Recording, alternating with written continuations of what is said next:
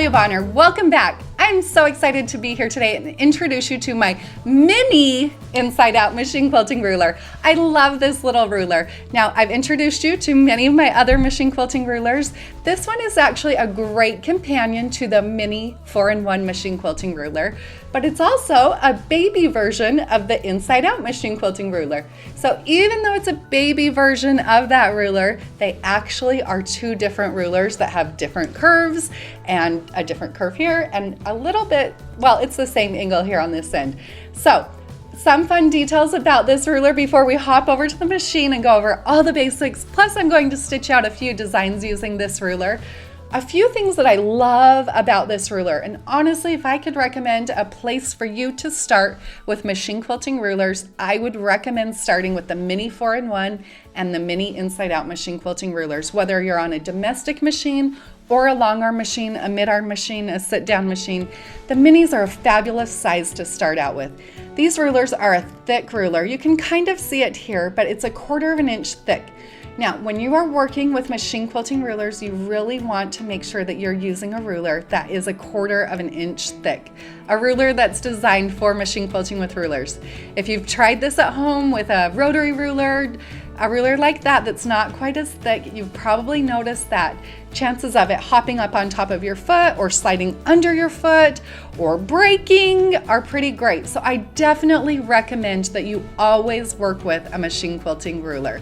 Now, all of my rulers and the notions that we're going to talk about today are available for purchase over on our website, pieceandquilt.com. Let's get stitching.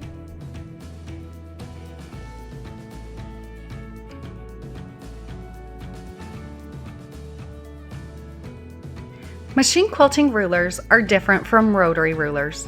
Machine quilting rulers are about twice as thick as rotary rulers. Mine are all 1/4 of an inch thick. And the markings generally start at 1/2 inch. The markings on the machine quilting rulers are measured from the needle. So you can measure distances between stitching lines with the ruler instead of having to mark out every single line. Machine quilting rulers can be used on long arm machines as well as domestic, mid-arm, or sit-down machines. If you're using the machine quilting rulers on a long arm machine, I highly recommend using an extended base plate around the base of your machine. This will create a larger working space and enable you to hold the ruler flat and flush up against the ruler foot. When using the machine quilting rulers on a domestic machine, you will need to make sure you have a ruler foot. A ruler foot is available from your machine quilting dealer, and aftermarket ruler feet are also available. You'll also need to make sure that you're working on a machine that has the ability to drop the feed dogs, and there's at least 1/4 inch clearance all the way around the foot. Additionally, when working with rulers on your domestic machine, I highly recommend a grip material on the back of your ruler. We have this available on our website, pieceandquilt.com. This can also be used when working on a long arm machine. The grip material on the back of the ruler helps the ruler grip onto the fabric and stay a little bit sturdier. Now, in all of my videos, I'm not always using grip. That's because I move my ruler so quickly. That does not mean that you don't have to use grip or you can't. I highly recommend it. The rulers that we will be using here are the rulers that I have designed, and they are designed for machine quilting. Since these are my favorite rulers, that's what I always recommend. However, most machine quilting rulers can be used in the same manner. You can use the markings on the machine quilting rulers instead of marking out every single point to point. You can pick up the rulers, plus I also recommend picking up my book, Visual Guide to Creative Straight Line Quilting. In that book, I actually walk you step by step through the basics of machine quilting with rulers, plus there's 60 awesome designs teaching you how to machine quilt with rulers. Now, let's get stitching.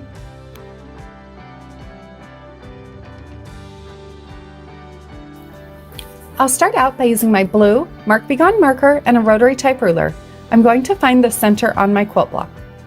After I've marked the center, then on all 4 sides of my block, every 2 inches, I'm going to mark an increment.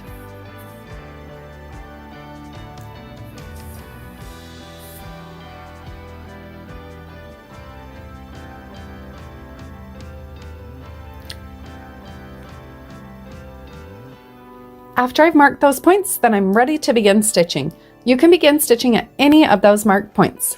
Using the largest curve on the mini 4-in-1 machine quilting ruler, I'll stitch a curved line from the outside of the block to the center, then I'll adjust using the straight side of my ruler and stitch back out to the outside of the block. Once I get back to the outside of the block, I'll use my ditch as the place where I travel from point to stitch those curved half moon melon shapes. Now you'll notice here that I will stitch. I'm going to also use the mini inside out machine quilting ruler. I am most comfortable holding my ruler towards my body, so sometimes it's more comfortable for me to hold the mini inside out machine quilting ruler, and sometimes it feels more comfortable to work with the mini 4-in-1. So try both and see what works best for you.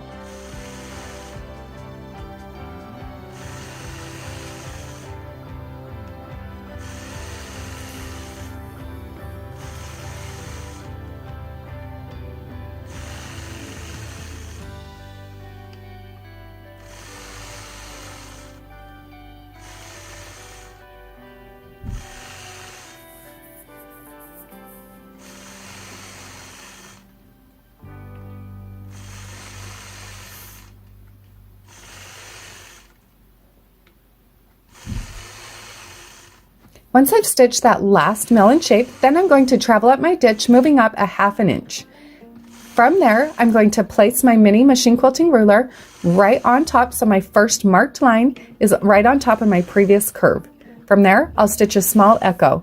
Now I haven't done any additional marking, so I'm eyeballing when I get a 1/2 inch from the straight line. You can totally go through and add more markings if you'd prefer, or if you're like me, you just kind of wing it and adjust where you need to. I'll repeat that process, adding the echo stitch all the way around the outside of this motif. After I've added those echoes all the way around the outside, then I'm going to complete this design by misting away those marked points.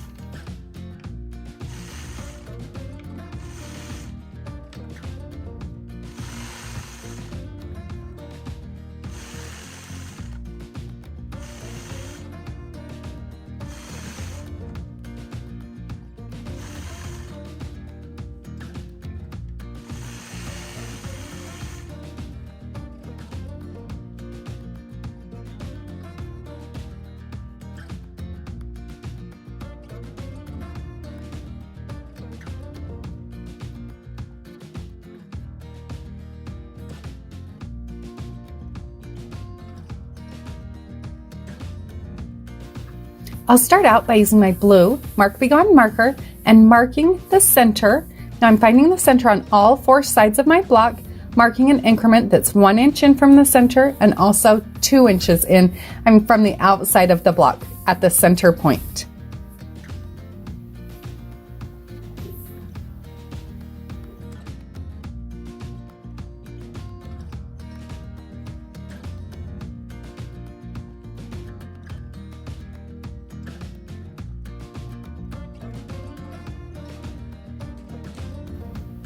Now I'm ready to begin stitching. Using the straight side of my mini inside out machine quilting ruler, I'm going to stitch a straight line to that first marked point. From there, I'll adjust my ruler and stitch back to the opposite corner. From there, I'll repeat this process on each of the 4 sides of my block.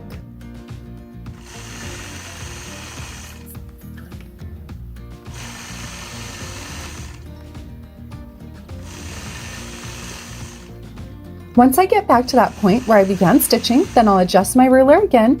Now I'm going to repeat that process, stitching point to point lines. This time I'm stitching to that 2 inch increment.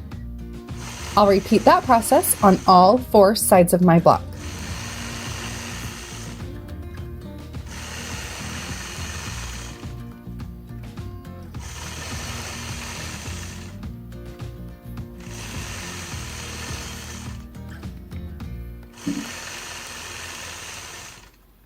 Once I get back to that point where I started stitching, now I'm going to switch and use my mini 4-in-1 machine quilting ruler and stitch curved point-to-point lines using the largest curve on the mini ruler, stitching all the way around the outside of the block point to point.